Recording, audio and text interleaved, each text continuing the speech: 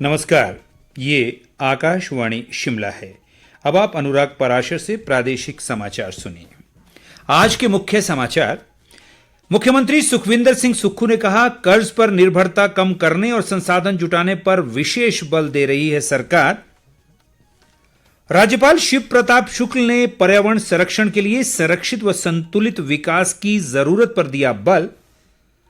राज्य सरकार का इस वर्ष करीब 4,500 हेक्टेयर क्षेत्र में पोषक अनाजों के उत्पादन का लक्ष्य और कचरा प्रबंधन पर शिमला में कार्यशाला का आयोजन। भारत को प्लास्टिक मुक्त बनाने की चुनौतियों पर हुई चर्चा। अब समाचार विस्तार से। मुख्यमंत्री सुखविंदर सिंह सुक्खू ने कहा है कि राज्य सरकार कर्ज पर निर्भरता को कम करने और संसाधन जुटाने पर विशेष बल दे रही है। उन्होंने आज शिमला में बताया कि सरकार ने अर्थव्यवस्था को सुदृढ़ करने के लिए कई ठोस कदम उठाए हैं। उन्होंने कहा कि सरकार संसाधनों को बढ़ाने के साथ साथ ये सुनिश्चित करने के लिए भी प्रतिबद्ध है कि धन की कमी से प्रदेश में विकास कार्य प्रभावित ना हो। उन्होंने बताया कि केंद्र सरकार ने प्रदेश के लिए बाहरी सहायता प्राप्त एजेंसियों के माध्यम से सहायता के नए प्रस्तावों पर अधिकतम सीमा निर्धारित की है। ये प्रतिबंध इस वित्त वर्ष से वर्ष 2025-26 तक 3 वर्षों के लिए लागू रहेगा। मुख्यमंत्री के अनुसार इस अवधि के दौरान प्रदेश भारत सरकार से केवल 2,944 करोड़ रुपए के प्रस्तावों की स्वीकृति के लिए ही पात्र होगी।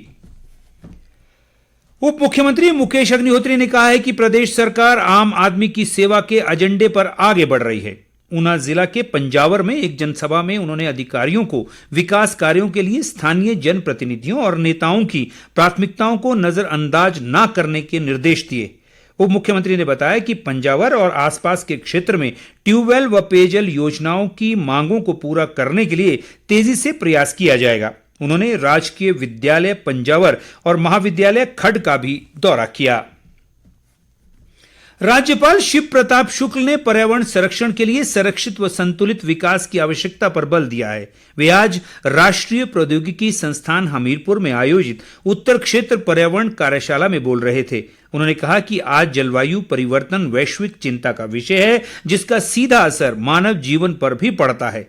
राज्यपाल ने कहा कि उत्तरी क्षेत्र में तेजी से हो रहे शहरीकरण, औद्योगिकीकरण, जनसंख्या वृद्धि सहित अन्य गतिविधियों से पर्यावरण संतुलन बुरी तरह प्रभावित हो रहा है। उन्होंने जलवायु परिवर्तन को भी भविष्य के लिए बड़ा खतरा बताया और कहा कि हिमालय क्षेत्र ग्लोबल वार्मिंग के प्रभावों के लिए विशेष रूप से संवेदनशील है। सांसद प्रतिभा सिंह ने कहा है कि सरकार लोगों के हित के लिए संवेदनशीलता के साथ कार्य कर रही है। मंडी जिले में सराज विधानसभा क्षेत्र के बाड़ा में एक जनसभा में उन्होंने कहा कि सरकार पंक्ति में खड़े अंतिम व्यक्ति के उत्थान और उसे मुख्य धारा में लाने के उद्देश्य के साथ काम कर रही है। प्रतिभा सिंह ने कहा कि मंडी संसदीय क्षेत्र का सर्वांगीण विकास उनकी सर्वोच्च प्राथमिकता है और लोगों की मांग व जरूरतों के अनुसार क्षेत्र के विकास कार्यों को आगे बढ़ाया जाएगा। प्रदेश भाजपा ने कांग्रेस सरकार पर अपनी चुनावी गारंटियों से भागने का आरोप लगाया है। पार्टी के मुख्य प्रवक्ता रणधीर शर्मा, महासचिव त्रिलोक जम्वाल, त्रिलोक कपूर और राकेश जम्वाल ने एक संयुक्त बयान में कहा कि सरकार अपने चुनावी वादे पूरा करने में पूरी तरह विफल रही है। इन नेताओं ने आरोप लगाया कि लोकसभा चुनाव के चलते कांग्रेस नेता जनता का ध्यान भटकाने के लिए केंद्र सरकार पर दोषारोपण कर रहे हैं। उन्होंने कहा कि सच्चाई ये है कि प्रदेश में इस समय सभी योजनाएं केवल केंद्र द्वारा स्वीकृत धनराशि पर ही चल रही हैं। विधानसभा अध्यक्ष कुलदीप सिंह पठानिया ने कहा है कि चंबा जिले के भटियात क्षेत्र में सड़कों के विकास पर 42 करोड़ रुपए की राशि खर्च की जा रही है।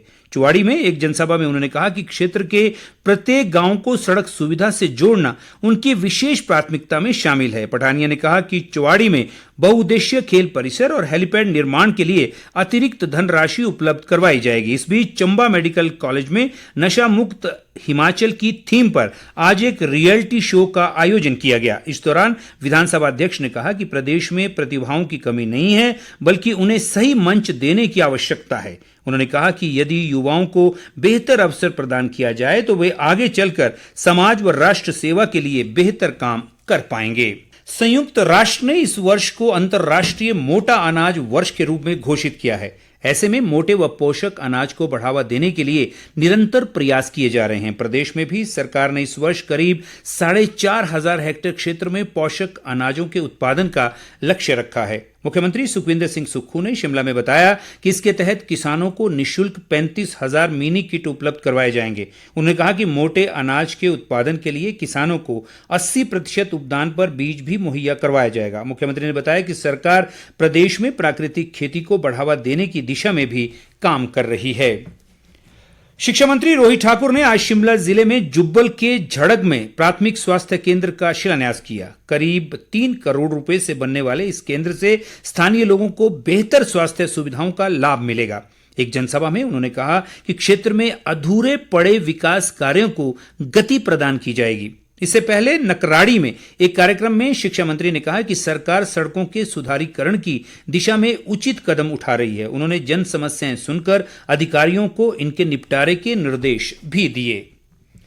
पर्यावरण व जलवायु परिवर्तन विभाग और हीलिंग हिमालय संस्था द्वारा आज शिमला में कचरा प्रबंधन को लेकर कार्यशाला का आयोजन किया गया। इस दौरान हितधारकों के साथ भारत को प्लास्टिक मुक्त बनाने के लिए विभिन्न चुनौतियों पर चर्चा की गई। विभाग के निदेशक ललित जैन ने बताया कि कार्यशाला में विभिन्न पंचायतों से आए प्रतिनिधियों ने कचरा प्रबंधन को लेकर किए गए कार्यों की जानकारी साझा की। उन्होंने कहा कि विभाग व हीलिंग हिमालय द्वारा 25 जून से प्रदेश में 10,000 लोगों को जोड़कर स्वच्छता अभियान शुरू किया जाएगा।